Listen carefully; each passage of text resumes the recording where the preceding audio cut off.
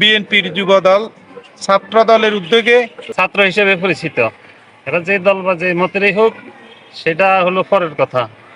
আমাদের প্রত্যন্ত অঞ্চলের বড়িয়া আলী আকবর উচ্চ বিদ্যালয় আমাদের যিনি অর্থায়ন করতেছে উনি হচ্ছে আমানুদ্দিন ভূঁইয়া বাড়ির মিল্লাত ভূঁইয়া।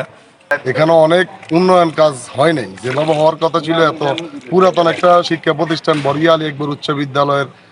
আসসালামু আলাইকুম ওয়া রাহমাতুল্লাহি ওয়া বারাকাতুহু। প্রিয় দর্শক, আমি এখন এই মুহূর্তে আছি আমাদের ৫ নং ইয়াকুবপুর ইউনিয়ন ২ নং ওয়ার্ড বড়িয়া আলী আকবর উচ্চ বিদ্যালয়ের মাঠে।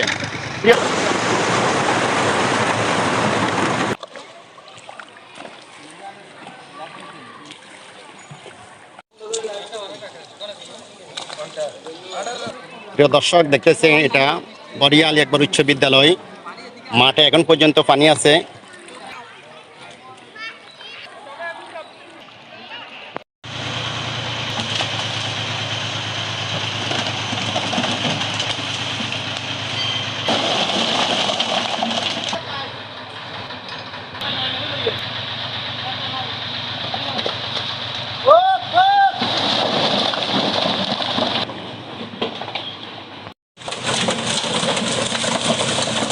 আমাদের মাঝে আছে সহকারী প্রধান শিক্ষক। আসসালামু আলাইকুম, কেমন আছেন স্যার? আলহামদুলিল্লাহ। এবং ছাত্র দলের উদ্যোগে তো এত সুন্দর একটা উদ্যোগ নিল। আপনারা দেখতেছেন যে বড়িয়া আলী আকবর উচ্চ বিদ্যালয়ের যে এখন পর্যন্ত বন্যার্ত অবস্থার যে পানি আছে, এর উদ্যোগে কিছু বলেন আপনারা। আমি এখানে যুবদল এবং ছাত্র দলকে মূল্যায়ন করছি না, যেহেতু এরা আমাদের কাছে আমাদের প্রাক্তন ছাত্র হিসেবে পরিচিত। এরা যে দল বা যে মতেরই হোক, সেটা হলো পরের কথা। তো তারা যে বিদ্যালয়ের আমাদের এই দুর্বিষহ অবস্থা দেখি, বন্যা পরবর্তী অবস্থায় তারা সউদ্যোগে বিদ্যালয়ের উন্নয়নমূলক কিছু কাজ করার জন্য টুকিটাকি, এই জন্য বিদ্যালয়ের পক্ষ থেকে এবং আমার ব্যক্তিগত পক্ষ থেকে সবাইকে ধন্যবাদ জানাচ্ছি। ধন্যবাদ স্যার। এবং ভবিষ্যতে তারা বিদ্যালয়ের প্রতি নজরদারি দিবে এবং তাদের হাত ধরে যাতে বিদ্যালয়ে উত্তরোত্তর উন্নতি হয়, এই আশাও ব্যক্ত করছি। স্যার, আপনি কিছু সংক্ষিপ্ত বক্তব্য দেন।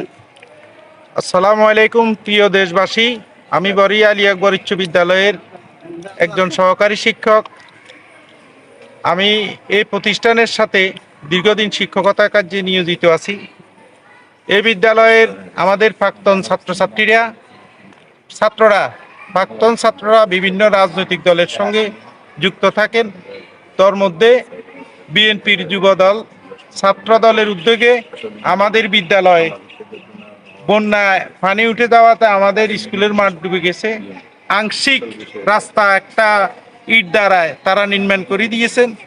এজন্য আমি তাদেরকে অসংখ্য ধন্যবাদ জানাই। এবং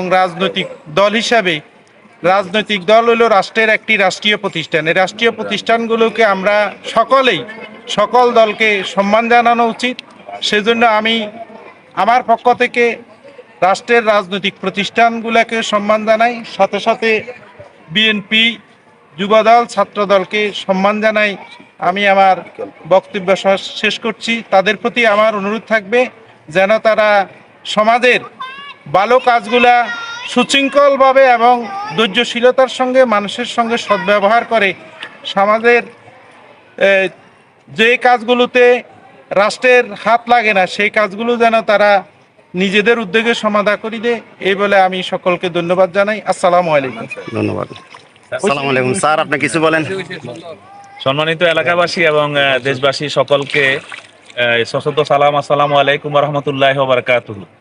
আমাদের প্রত্যন্ত অঞ্চলের বড়িয়া আলী আকবর উচ্চ বিদ্যালয় আসলে এটা একটা সমস্যা বহুলই, বিশেষ করে বন্যার শুরু থেকে আমাদের এই বিদ্যালয়টি মারাত্মক বন্যায় পতিত হয় এবং বিদ্যালয়ের রাস্তাঘাট মাঠ সহ টিচারদের স্টুডেন্টদের চলাচলে মারাত্মক ব্যাঘাত সৃষ্টি করে।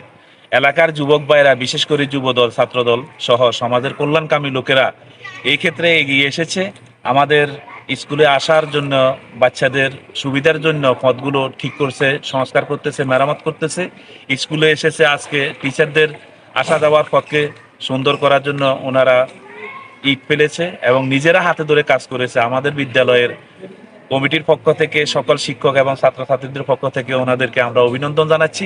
আশা করি ভবিষ্যতে বিদ্যালয়ের পাশে থাকবেন এবং সমস্যাগুলো নিজেরা সমাধান করার চেষ্টা করবেন। সকলকে ধন্যবাদ। আসসালামু আলাইকুম রহমতুল্লাহ বারাকাতুহু। আসসালামু আলাইকুম রহমতুল্লাহ। শুধু যারা দেখবেন সবাইকে ভালোবাসা রইল, দোয়া রইল। সবাই আমাদের সাথে ছিলেন এতদিন বন্যার কবলিত অবস্থা।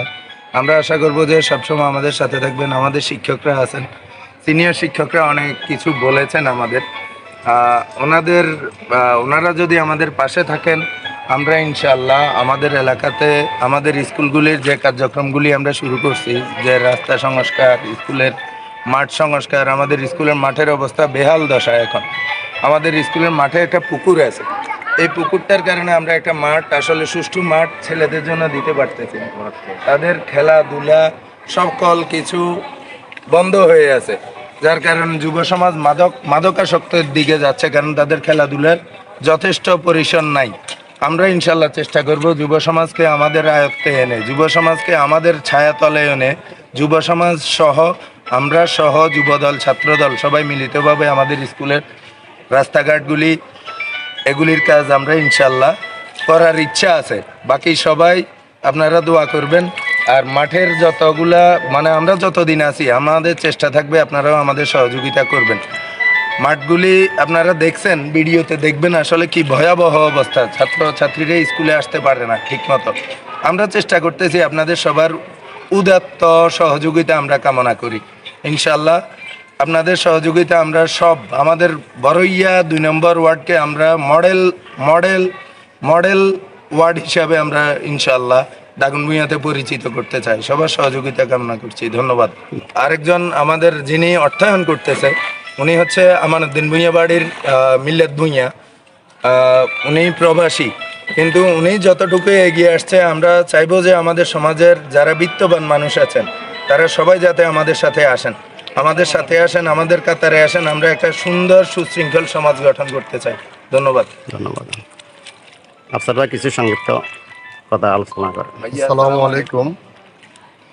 আজকে দাগনভূঞা, ফেনী জেলা দাগনভূঞা উপজেলার 5 নম্বর ইয়েকুপুর ইউনিয়নের 2 নং ওয়ার্ডের রাস্তা সংস্কার কাজে আমরা বড়ইয়া যুব সমাজ সহ সবাই একসাথে একত্রিত হয়েছি বড়ইয়া আলী আকবর উচ্চ বিদ্যালয়ের মাঠে।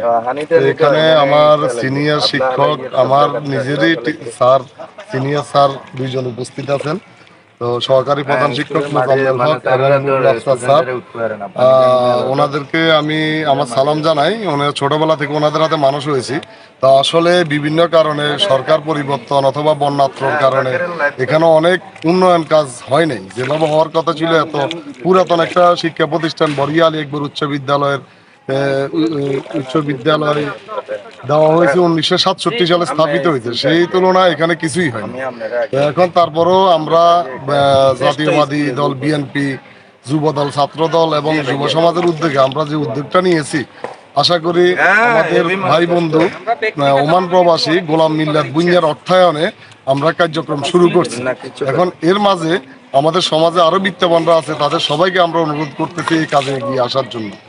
এই কথা বলে আমি আমার সংক্ষিপ্ত বক্তব্য শেষ করছি। আসসালামু আলাইকুম। ধন্যবাদ।